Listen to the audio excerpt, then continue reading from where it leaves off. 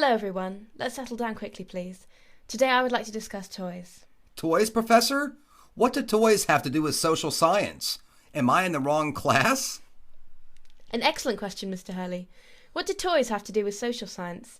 Have any of you ever bought a toy for a child? Miss Johnson? I bought a doll for my 6-year-old niece. I bought a basketball for my cousin Jim. All right. What would have happened if you gave a doll to Jim and Miss Johnson gave a basketball to her niece? My cousin would have been embarrassed. My little niece would have cried. Why? Because society decided what were appropriate toys for boys and girls. What's wrong with that? Good question. Perhaps 50 years ago, no one would have questioned the choice of your gifts. Those toys would have reflected the stereotypic roles of little girls growing up to become mothers. Boys were expected to play sports and explore. Girls were expected to be ladies and certainly never sweat.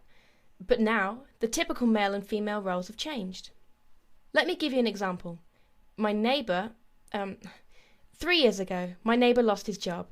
His wife was the sole support of the family, while he became a house husband, taking care of their 3 children and the housework. So what does that have to do with appropriate toys?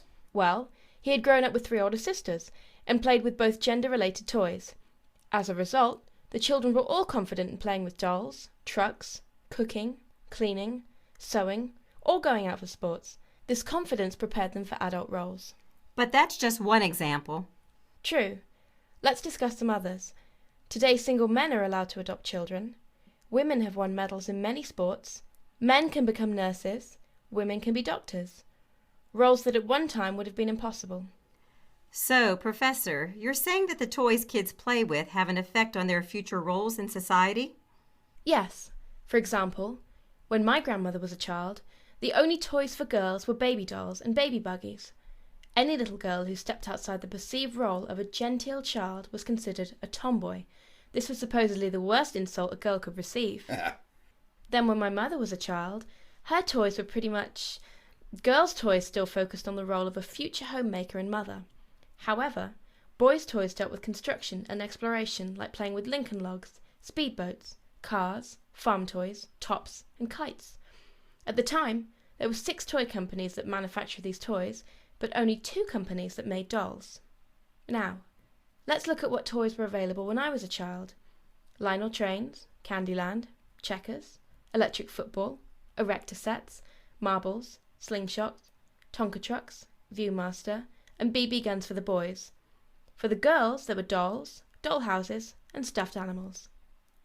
By the time my children were born, the Barbie doll had made its appearance, almost replacing the baby-type doll. Now young girls were introduced to various roles that Barbie played. She got out of the house to become a stewardess, a doctor, a NASCAR racer, a scientist, and even an astronaut. Girls were beginning to realize the many career possibilities available to them.